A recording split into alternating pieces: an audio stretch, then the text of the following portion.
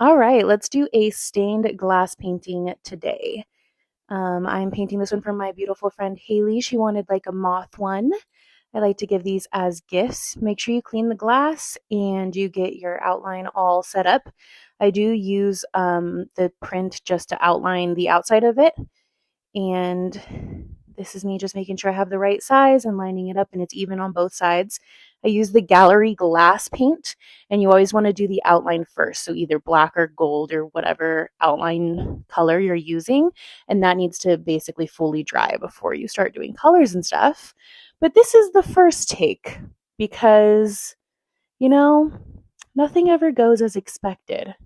And this right here, we are heading towards disaster.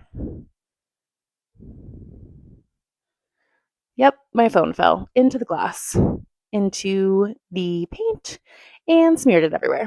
The cool thing about this type of painting, though, is if you mess up, this is me finding the will. Um, and we're starting again. If you mess up, you can peel it off once it's dry, as you can see here. I had to give up for the night and come back to it the next morning because you really can't clean it when it's wet. It's very hard to clean. So you can scrape it all off and start again. And that is what's really cool about this paint. It is beginner friendly. So here I am doing the outline for the second time because the universe hated me.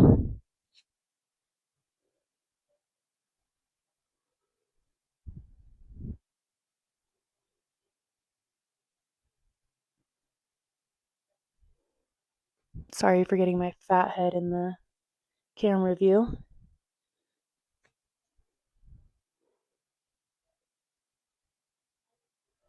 So you're just going to do the outline, anything that's in black or the outline of the shapes in the picture. And then they say to let it dry overnight. That was my cat who's laying down there with me. They say to let it dry overnight. I sometimes let it dry for like 2, 3 hours. It'll be dry enough, but you do have to be a little bit more careful because it's not fully like adhered to the glass yet.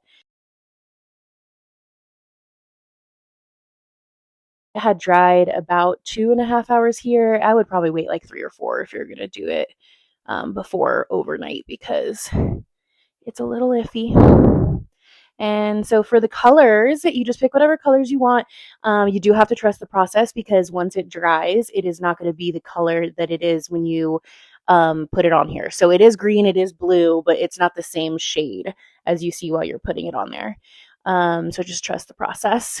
And you want to use, I'm using a toothpick. I know there are tools, there's girls who use tools. And when you are like basically painting the color on, you're doing little swirls with the toothpick or whatever you're using. And that's what creates the texture on the glass and makes it look like stained glass. So that's what I'm doing here with the toothpick. I'm just putting the paint on there and then swirling it to take up the shape of the outline. And just make sure you get it all the way covered each section because you don't want like a clear spot. I love the gold on this one, that the like inside of the wings. You'll see once it dries a little bit, you can like really see the swirls in it, and I think it's beautiful.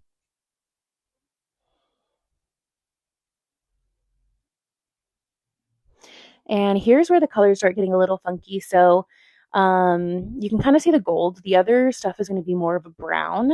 And then this one I'm doing right here is actually the clear, which is really cool. So they make the clear look white so you can make sure that you like are filling up the whole area and it's not clear and you're missing a spot. But it dries completely clear. So I am not super careful when I'm doing the clear. Like if I get it on a spot where there's blue or another color, it's just going to dry clear anyway. So it's not a huge deal, but I do like that they make it a solid color so you can see what you're doing and then it dries clear. I personally like the clear better than the frost.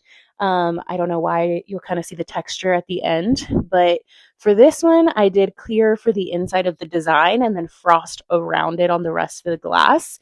So there was a little bit of a change. Sometimes I'll do like diamonds or like different framing around it, but this time I just wanted to do some frost. So this is me just filling in the rest of the design with clear.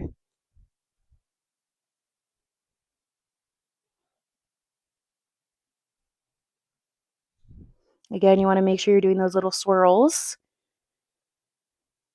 And this is me doing the frost. The last part of this, like when I'm doing the clear and the frost, I had to pause to make dinner and I burnt my finger so bad. So the position that I'm painting in is kind of weird because I'm avoiding my index finger on my right side. And I'm right-handed, so that's the hand I'm painting with. I don't know if you can notice when it's 10 times speed, but this is the frost. So this one also comes in like a white or a ivory color, so you can see where you're putting it. I will say what's weird about the frost is it's a little bit thicker.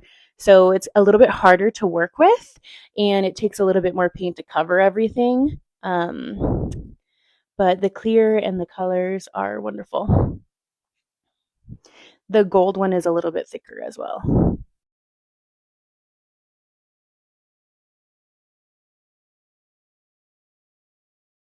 So it is slightly different from the other paint.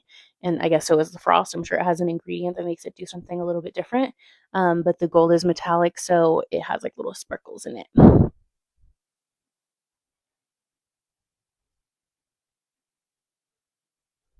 And this one you do want to let it dry overnight. So do not try to wait that one out. And this is the morning. Look at that. See how the colors are different and the frost and the clear look different?